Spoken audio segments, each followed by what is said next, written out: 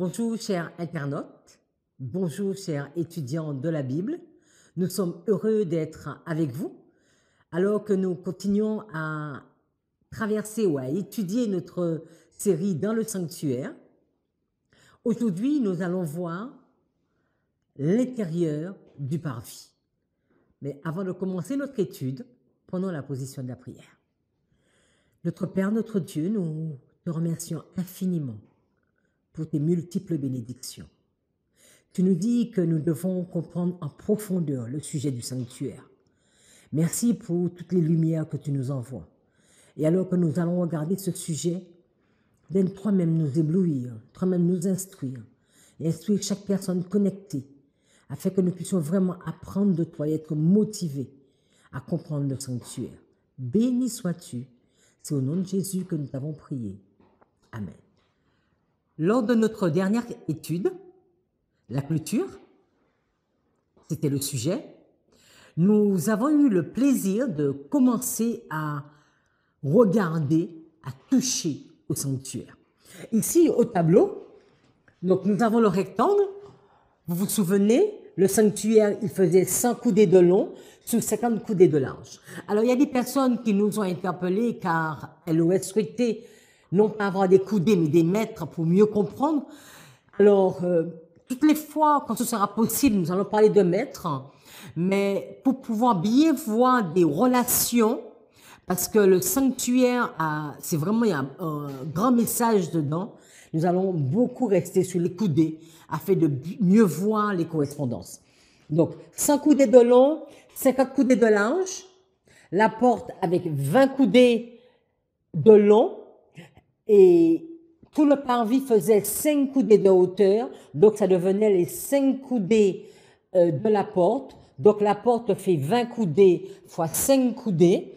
On va noter que l'aire de la porte égale à 20 fois 5 égale à 100 coudées carrées.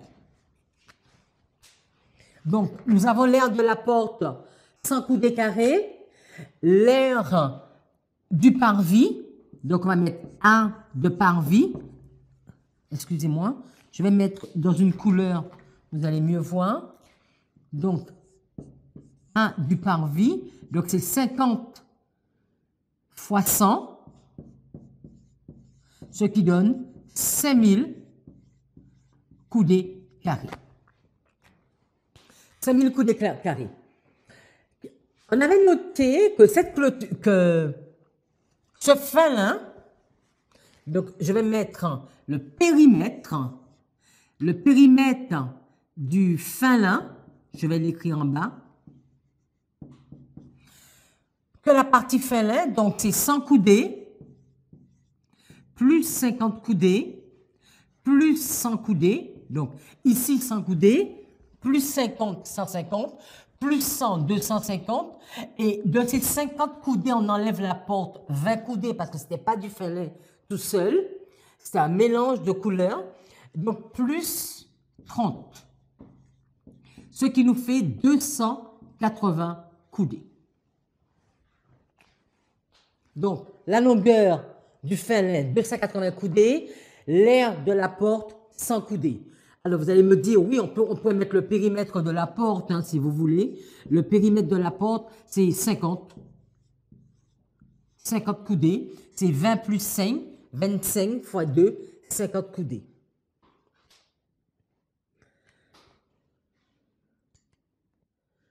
Alors, vous avez toutes les informations. Ici, il y avait, il y avait des poteaux, les colonnes. Il y avait 60 colonnes, 60 bases, périmètre de la porte, 50 coudées, l'aire de la porte, 100 coudées carrées. Donc, vous avez tout indiqué ici. Alors, c'est important de noter que dès qu'on entrait ici, dans le parvis, la première des choses qu'on rencontrait, c'était l'autel. L'autel était en bois d'acacia et recouvert d'airain, mais on viendra tout à l'heure dessus. Lisons d'abord Exode 27, qu'est-ce qu'il nous est dit? Tu feras l'autel de bois d'acacia. Sa longueur sera de 5 coudées et sa largeur de 5 coudées. Alors, nous entrons dans une partie vraiment technique du sanctuaire, toute la partie littérale. Je vous invite à ne pas simplement écouter la vidéo, mais à vraiment étudier. Parce que nous allons apprendre beaucoup de choses. Alors, il nous est dit qu'ici, il y avait 5 coudées de longueur sur 5 coudées de largeur. Donc, nous sommes face à un carré, 5 sur 5. Sa longueur sera de 5 coudées, sa largeur de 5 coudées, et l'autel sera carré. Sa hauteur sera de 3 coudées. Donc, ici, là, nous avons la hauteur de 3 coudées, donc ce n'est pas un cube, de 3 coudées. Tu feras aux 4 coins des cornes qui sortiront de l'autel et tu le couvriras d'airain. Donc, l'autel avait une base de bois, bois d'acacia ou bois de sittim, recouvert d'airain. Tu feras pour l'autel des cendriers, des pelles, des bassins, des fourchettes et des brassiers. Tu feras d'airain tous ces ustensiles. Alors, c'est ce qu'on vient de noter. Donc, la longueur 5 coudées, la largeur 5 coudées, la hauteur 3 coudées. Donc, le périmètre 5 x 4, 20 coudées et l'air 25 coudées. Le volume était de 75 coudées à la puissance 3. C'est 25 x 3, 75 coudées. Si nous regardons, nous allons le voir un peu plus après. Quand on va rentrer, on pourra faire des comparaisons entre l'autel et des parties du sanctuaire, des parties d'ici. Alors, il y avait également une grille. Tu feras à l'autel une grille d'airain en forme de treillis. Et tu mettras 4 anneaux d'airain aux 4 coins du treillis. Tu placeras au-dessus du rebord de l'autel à partir du bas jusqu'à la moitié de la hauteur de l'autel. Donc la moitié de la hauteur, c'est 1 coudée et demie. Donc on comprend que cette partie de grille, d'accord, était d'1 coudée et demie. Et ce sera intéressant à noter parce que nous allons voir au fur et à mesure quand on va entrer des correspondances.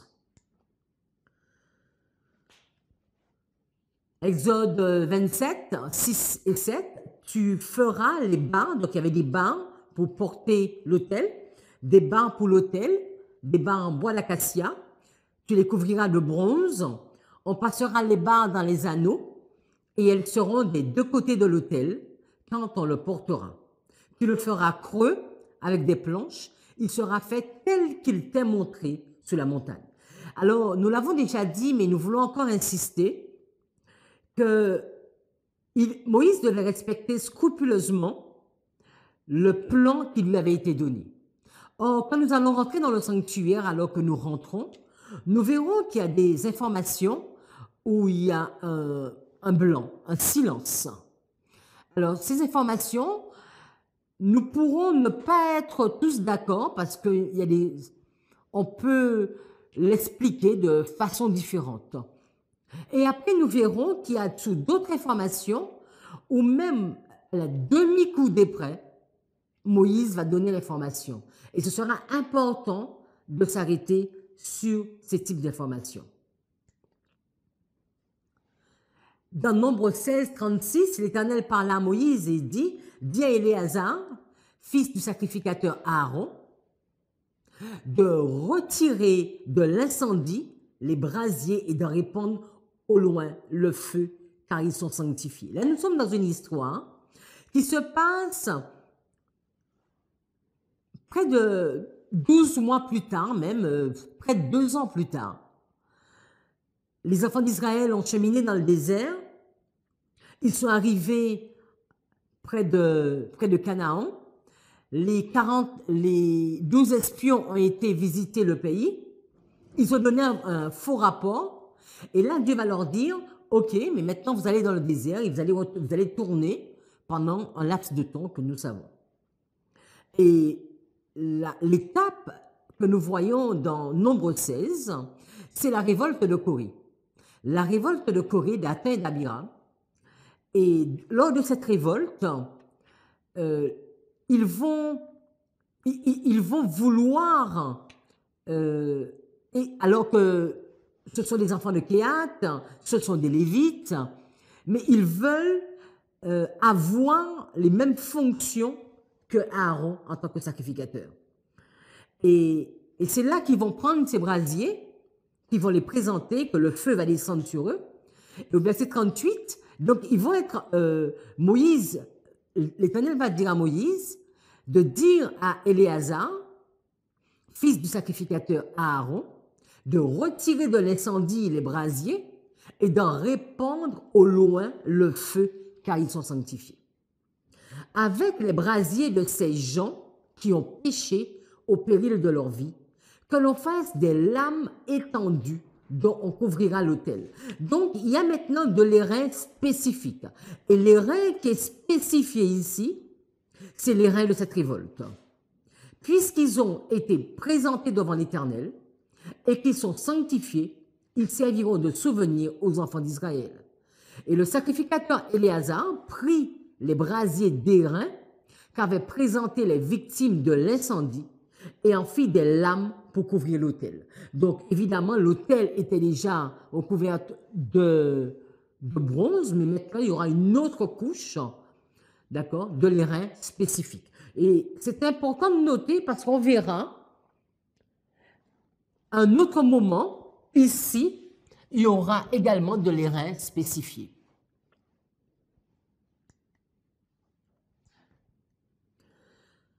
Alors, avec l'autel des holocaustes, on a dit qu'il y avait des cendriers, des pelles, des bassins, des fourchettes et des brasiers. Donc, ils avaient besoin de tout ceci pour le bon fonctionnement de l'autel des sacrifices. Alors, l'autel des sacrifices va être consacré. Dans Exode 39, il est dit, on amena le tabernacle à Moïse, l'autel de bronze. Alors, il faut noter que dans la Bible, on va parler, quand on parle d'autel, il y aura l'autel de parfum dans le lieu saint, ou l'autel de bronze, ou l'autel de sacrifice dans le parvis. Donc, quand vous voyez autel, il faut vraiment chercher à comprendre de quel autel il est question. Donc, verset 39, il y aura l'autel de bronze, sa grille de bronze, ses barres et tous ses ustensiles, la cuve avec la base. Verset 42, les enfants d'Israël firent tous ces ouvrages en se conformant à tous les ordres que l'Éternel avait donnés à Moïse. Moïse examina tout le travail et vit qu'il l'avait fait comme l'Éternel l'avait ordonné. Il l'avait fait exactement ainsi. Alors Moïse les bénit. Donc Moïse va également bénir l'autel des sacrifices. Exode 41, verset 1. L'Éternel parla à Moïse et dit, le premier jour du premier mois, tu dresseras le tabernacle, la tente d'assignation. Donc nous sommes près de 1 an après leur départ du pays d'Égypte. Ils ont quitté le pays d'Égypte le 15e jour du premier mois. Et là, nous sommes le premier jour du premier mois de l'année suivante. Tu placeras l'autel des holocaustes devant l'entrée du tabernacle, de la tente d'assignation. Tu placeras la cuve entre la tente d'assignation et l'autel. Donc là, important de noter, la première des choses qu'on fait quand on entre, on voit l'autel des sacrifices. Et après l'autel des sacrifices, il y a la cuve. Donc c'était bien spécifié, la cuve n'arrivait pas avant l'autel. Donc on entre, on trouve l'autel et après la cuve. Tu placeras la cuve entre la tente d'assignation et l'autel, et tu y mettras de l'eau. Tu placeras le parvis à l'entour et tu mettras le rideau à la porte du parvis. Donc voilà. Donc ici, nous n'avons pas l'information si c'était vraiment au milieu, si c'était plus à droite ou plus à gauche. Tu verseras de l'huile sur l'autel des holocaustes et tous ses ustensiles, tu consacreras l'autel et l'autel sera très saint. Donc, l'autel des holocaustes va être consacré à l'Éternel.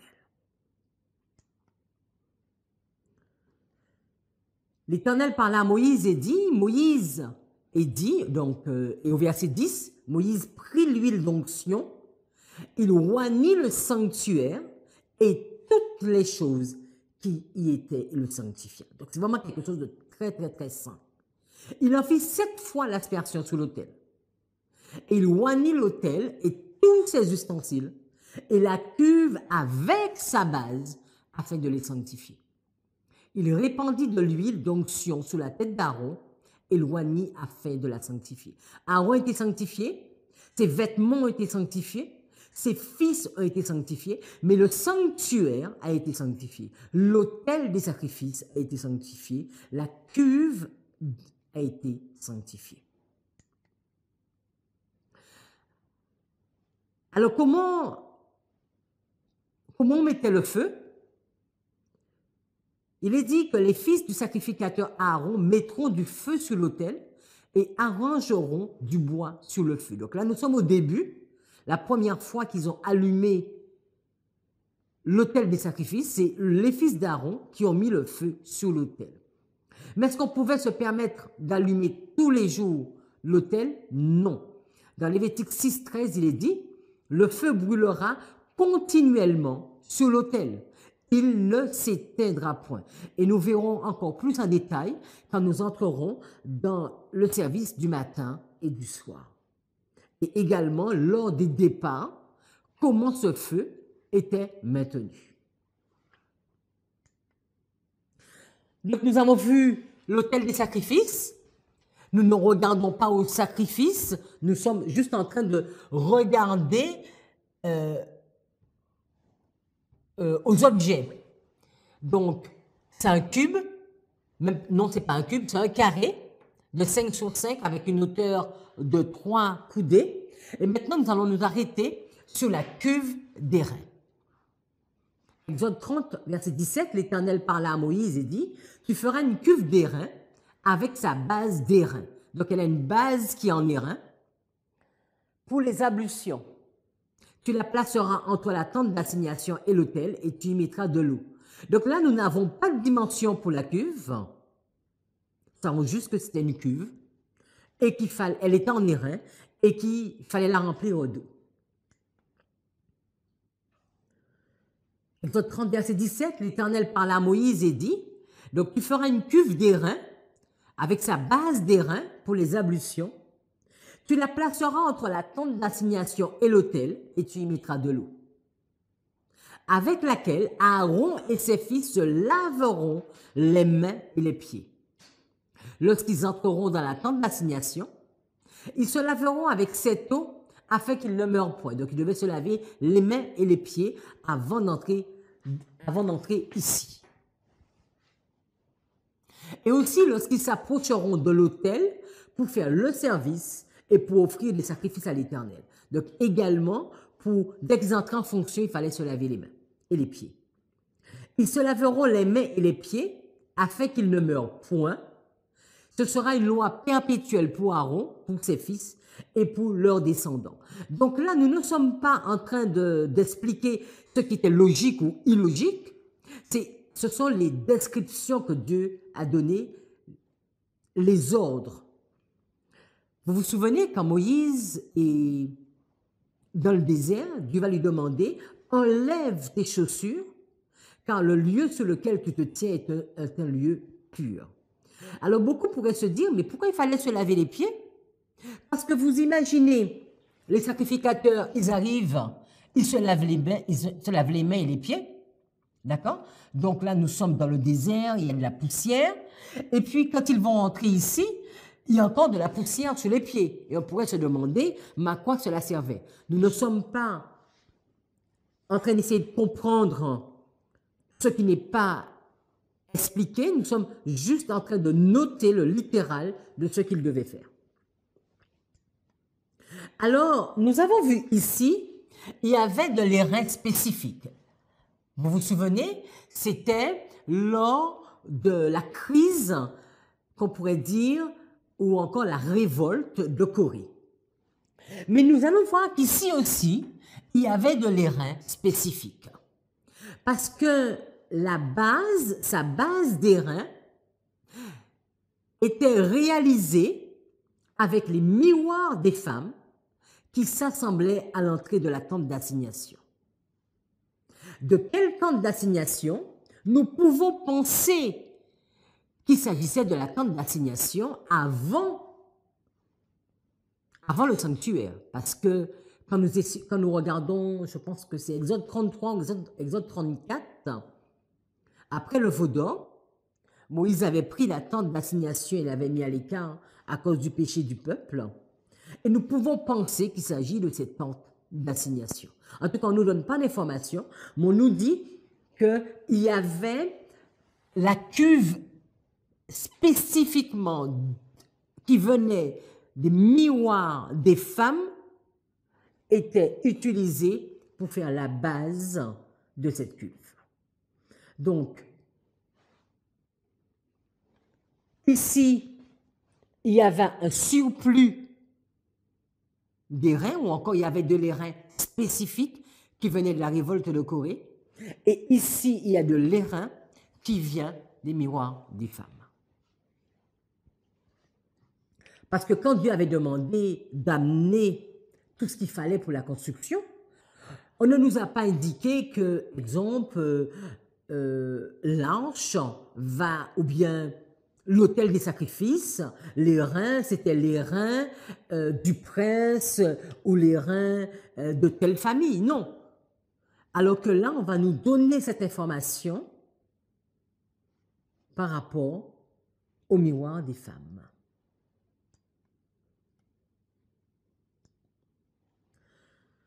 De même que Moïse avait reçu l'ordre d'ôter ses souliers sur une terre sainte, ce que je vous disais tout à l'heure, les prêtres ne devaient pas garder leurs chaussures pour entrer dans le sanctuaire. La poussière qui s'était attachée à leurs sandales aurait pu souiller le lieu, le Saint-Lieu, le lieu saint. Avant de commencer leur service, soit au tabernacle, soit à l'autel des sacrifices, ils devaient donc ôter leurs chaussures dans le parvis et se laver les mains et les pieds. Ces précautions avaient pour but d'inculquer à tous les spectateurs la nécessité de se présenter devant Dieu exempt de toute souillure.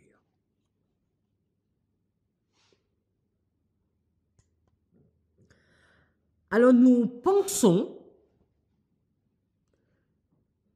que l'emplacement c'était sur une ligne droite, ainsi.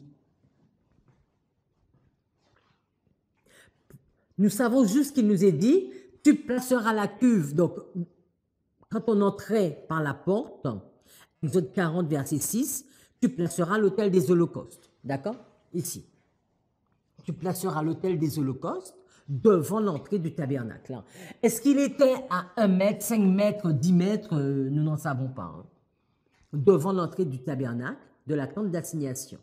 Et après, nous savons qu'ici était placée la cuve. Regardons le temple de Salomon.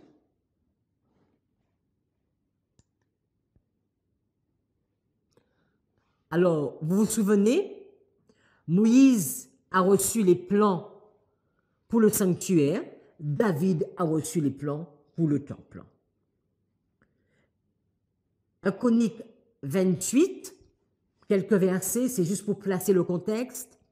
David donna à Salomon, son fils, le modèle, lui donna le plan de tout ce qu'il avait dans l'esprit touchant les parvis, donc plusieurs parvis, on l'a déjà vu, de la maison de l'Éternel. Il lui donna le modèle des fourchettes, des bassins, des calices d'or, le modèle des coupes d'or avec le poids de chaque coupe et des coupes d'argent avec le poids de chaque coupe. C'est par un écrit de sa main, dit David, que l'Éternel m'a donné l'intelligence de tout cela et de tous les ouvrages de ce modèle. Alors, il y a 3 cours, ou bien 3 parvis. Parvis intérieur, la grande cour et le parvis extérieur. Et nous, ce qui nous intéresse, c'est le parvis intérieur. c'est le parvis des sacrificateurs, parce que c'est dans ce parvis qu'on va trouver l'autel des sacrifices et la cuve des reins, ou encore plusieurs, on verra ça. Donc on va zoomer sur le parvis intérieur. Quand nous regardons le temple au temps de Salomon, vous voyez, il y a la grande cour, mais vous voyez surtout le temple et vous voyez la fumée. Et nous savons qu'ici, nous sommes dans le parvis intérieur, le parvis sur lequel nous voulons zoomer pour essayer de voir est-ce que ce parvis ressemblait au parvis de Moïse. Dans 1 Chronique 28, il est dit « David donna à Salomon, son fils, le modèle du portique et des bâtiments, des chambres du trésor, des chambres hautes, des chambres intérieures et de la chambre du propitiatoire. » Nous savons que dans le sanctuaire de Moïse, il n'y avait pas de chambre. Il lui donna un plan de tout ce qu'il avait dans l'esprit touchant les parvis de la maison de l'Éternel. Et toutes les chambres alentour pour les trésors de la maison de l'Éternel et les trésors du sanctuaire. Il est important de noter que nous ne sommes pas dans la même configuration. Dans le désert, les tribus étaient tout autour du sanctuaire. Dans la dernière étude, nous avons vu que pour le temple de Salomon,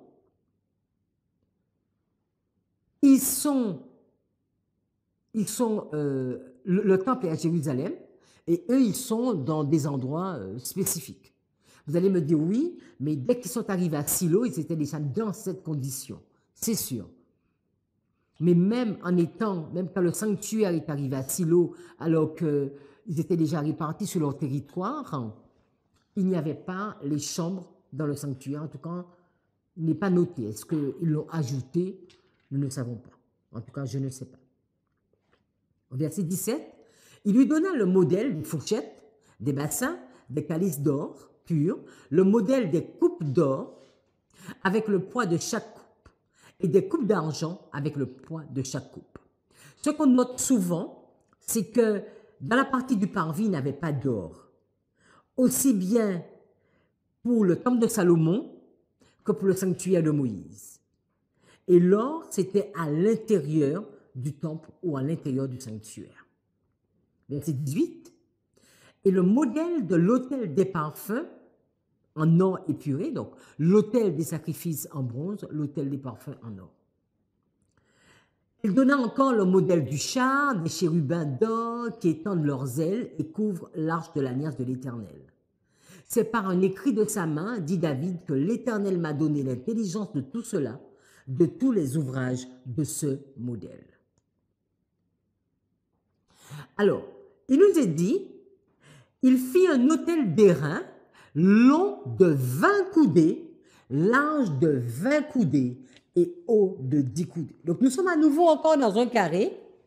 Donc, je vais essayer de vous le faire à côté. On va faire celui de Salomon.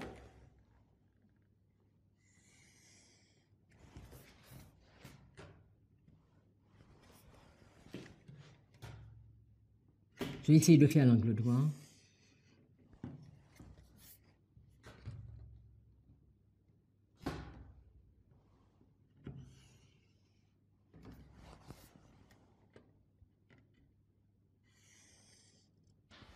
Donc, ici, nous sommes à 5 coudées et 5 coudées. Et ici, nous sommes à 20 coudées et 20 coudées. Donc, nous sommes x 4. D'accord? Entre l'autel des sacrifices de Moïse, l'autel était multiplié par 4 pour celui de Salomon.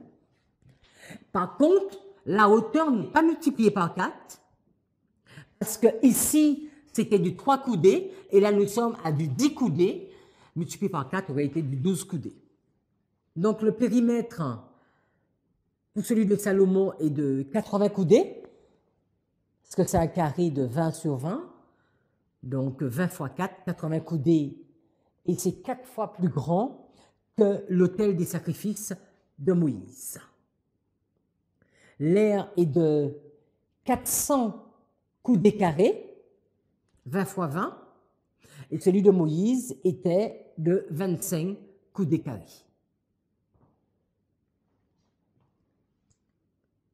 Alors les ustensiles, il y avait les cendriers, les pelles, les fourchettes, tous ces ustensiles que le roi Salomon fit faire à Huram-Abi pour la maison de l'Éternel étaient d'airain poli.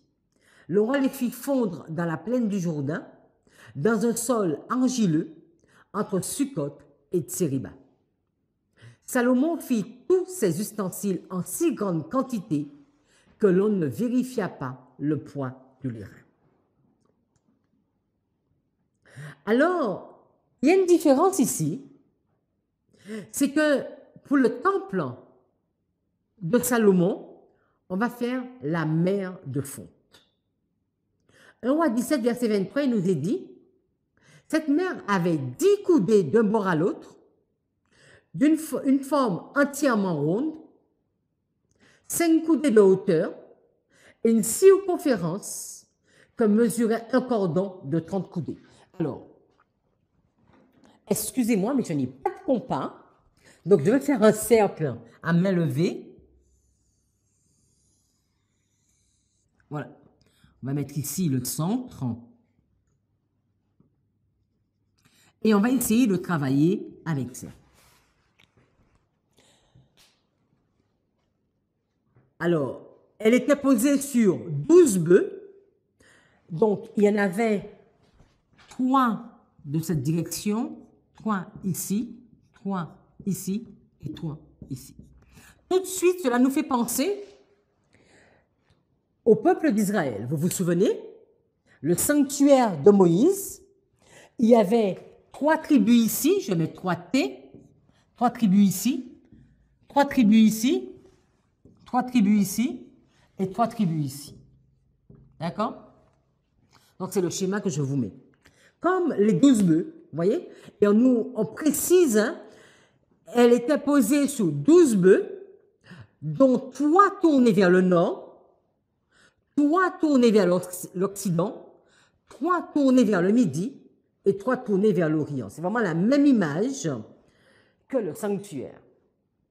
La mer était sur eux et toute la partie postérieure de leur corps était en dedans. Son épaisseur était d'un palme et son bord semblable au bord d'une coupe était façonné de fleurs de lys. Elle contenait 2000 battes. Donc on va noter cela, 2000 battes.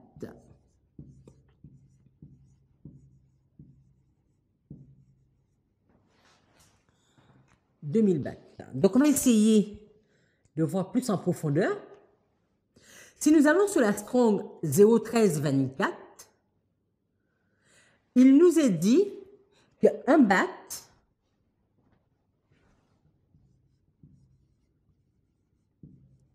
c'est 40 litres. Donc 2000 bahts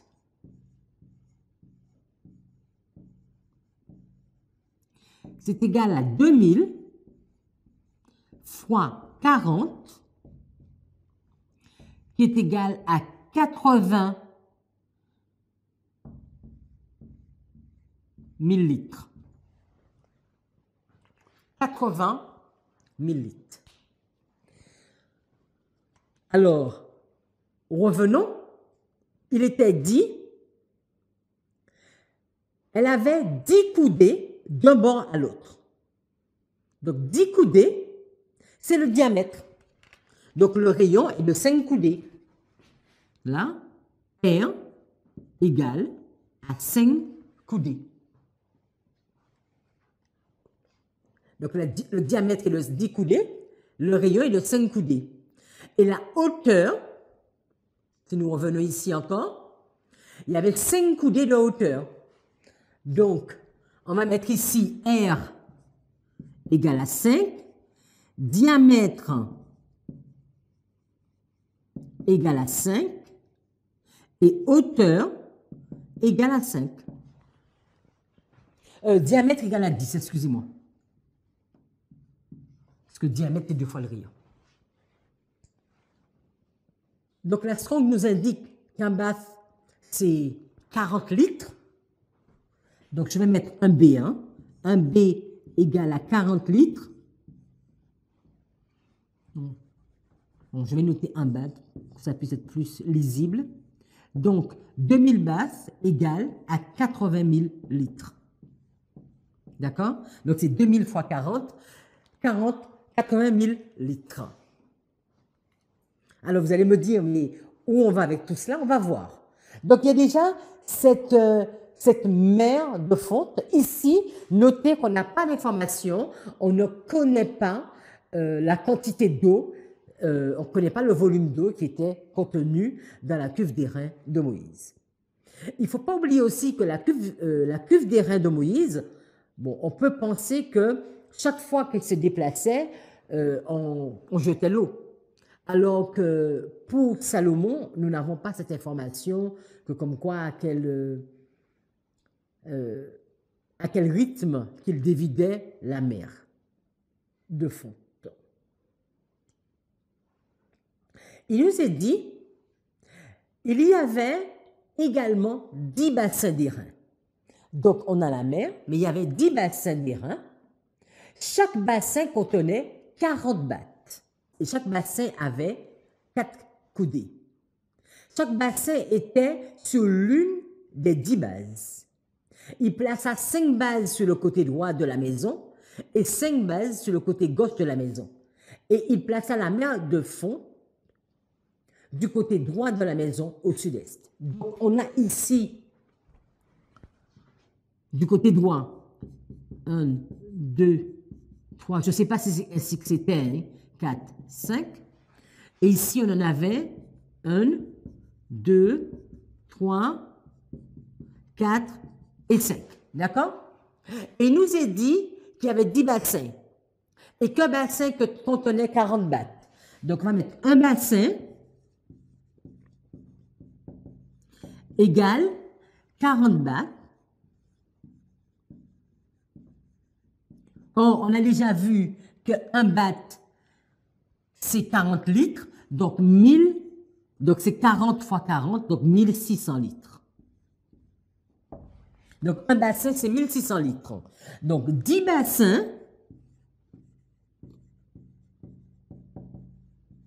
c'est 16 000 litres. Donc, il y avait un total de 96 000 litres.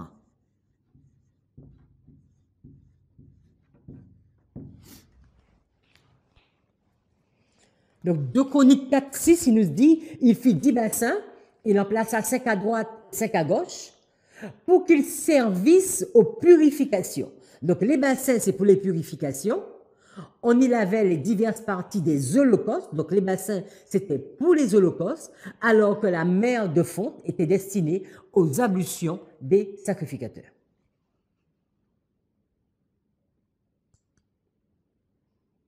Donc, c'est ce que j'ai noté ici, qu'un batte égale 40 litres, un bassin. Donc, un bassin, c'était 1600 litres, 10 bassins, 16 000 litres, donc un total de 96 000 litres d'eau. Alors là, maintenant, nous ne sommes pas dans la même configuration, parce qu'on avait vu que pour Moïse, donc il y avait la porte, il y avait l'autel des sacrifices, la cuve et le sanctuaire. Alors que pour Salomon, pour Moïse, aussi bien les holocaustes que l'ablution des sacrificateurs, tout se faisait dans la cuve d'airain. Alors que pour Salomon, il y a une différence. D'accord? De plus, l'autel des sacrifices et ni la mer de fonte n'étaient pas devant l'entrée du temple, contrairement à ici. On a vu que pour les bassins, il y en avait 5 à droite du temple et 5 à gauche du temple. C'est comme s'ils en avaient mis 5 ici et 5 là. Alors qu'ici, c'est vraiment central.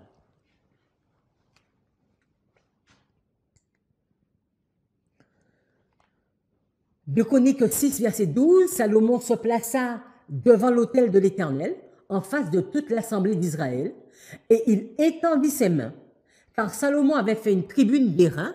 Donc, on va essayer de voir la tribune d'airain. et l'avait mise au milieu du parvis. Donc là, la tribune d'airain, on a presque l'impression qu'elle était à l'entrée, devant,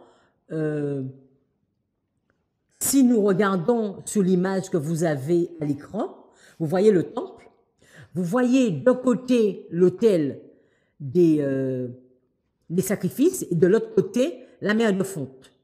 Et il y a un petit carré bordeaux. Et ici, on pourrait se dire que c'était la tribune. Donc la tribune va devenir juste devant le temple. Et c'est quoi les caractéristiques de cette tribune? C'est une tribune d'airain qui est au milieu du parvis. Elle est longue de 5 coudées, large de 5 coudées et haute de 3 coudées. Qu'est-ce que nous connaissons qui est de 5 coudées? Donc, mais c'est pareil, d'accord? 5 coudées sous 5 coudées sous 3 coudées. Donc pour le temple de Salomon, la tribune de Salomon, c'est la même chose que l'autel des holocaustes pour Moïse. En tout cas, c'est la même forme. Mais ce n'est pas l'autel des holocaustes. Parce que l'autel des holocaustes, c'était 20 coudées sur 20 coudées sur 10 coudées de hauteur. Mais nous voyons le lien. On a déjà vu 2 liens. On a vu qu'il y avait, que c'était sur des bœufs, qu'il y en avait 3 tournés de chaque sens. Ici, nous avons 3 tribus, ici 3 tribus, 3 tribus, 3 tribus. Donc on voit qu'il y a des similitudes entre le temple de Salomon et le sanctuaire de Moïse. Donc Salomon va se mettre à genoux sous cette tribune et il va prier pour la consécration du temple. Donc Chroniques 7.1, lorsque Salomon eut fini de prier, le feu descendit du ciel et brûla l'holocauste et les sacrifices, et la gloire de l'Éternel remplit le temple. Alors, quelques correspondances.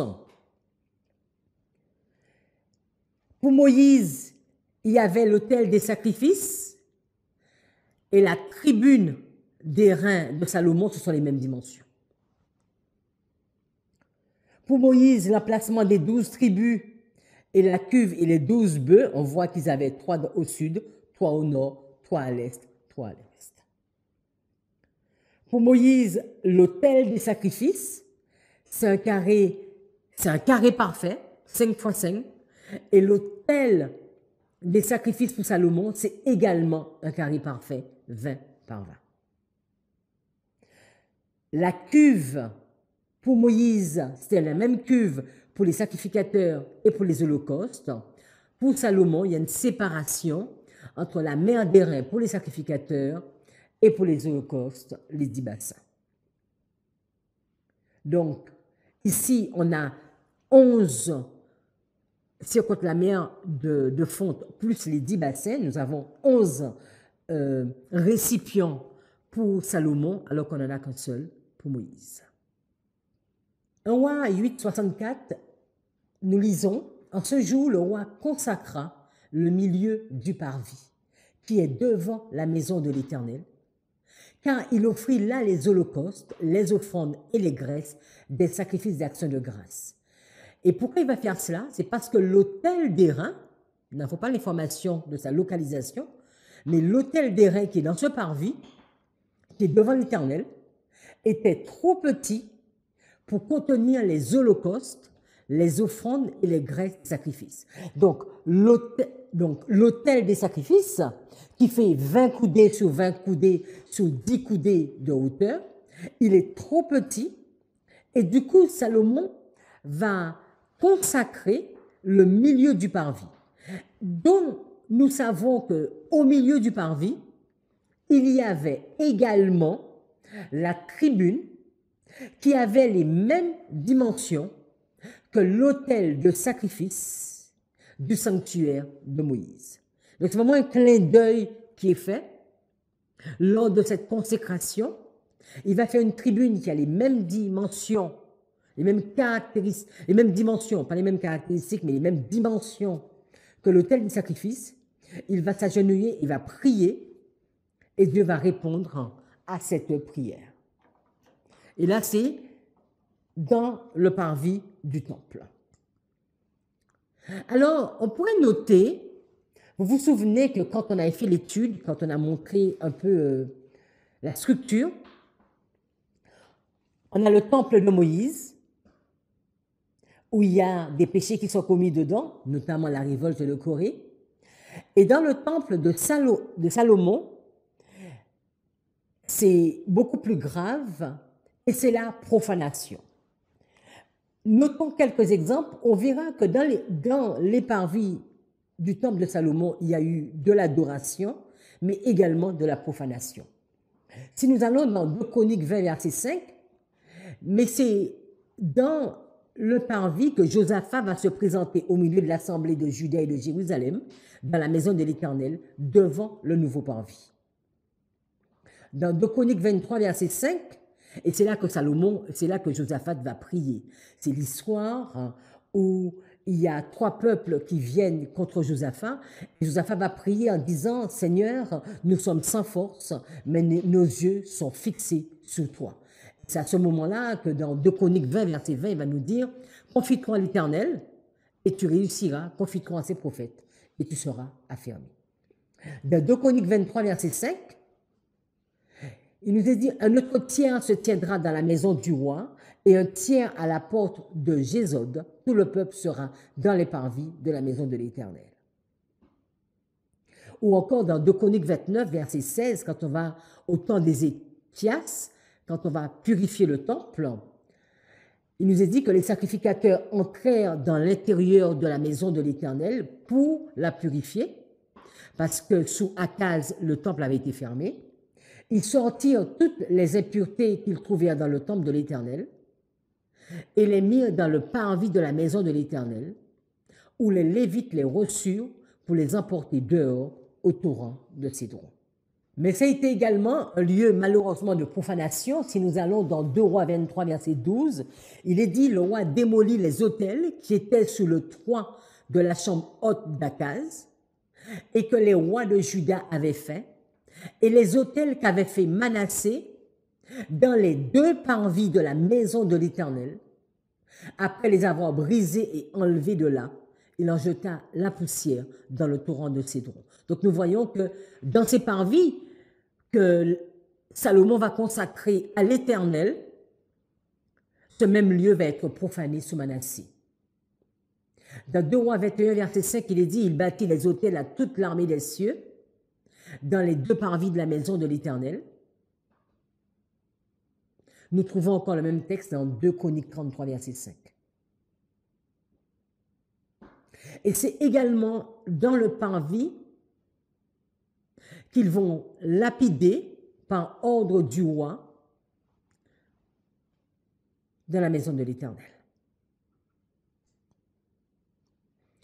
Ainsi, la construction s'élevait sur le mont Morija silencieusement, avec des pierres toutes taillées, et ni marteau, ni hache, ni aucun instrument de fer ne furent entendus dans la maison pendant qu'on la construisait.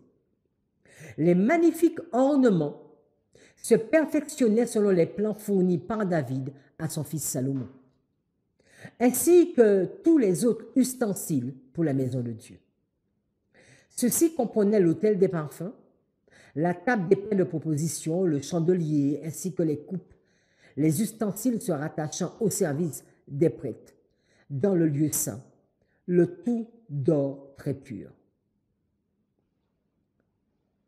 Les ustensiles d'airain, l'autel des parfums, la mer de fonte posée sur 12 bœufs, les bassins de petite taille et plusieurs autres coupes furent fondus dans la plaine du Jourdain, dans un sol argileux, entre Sukkot et Tseriba.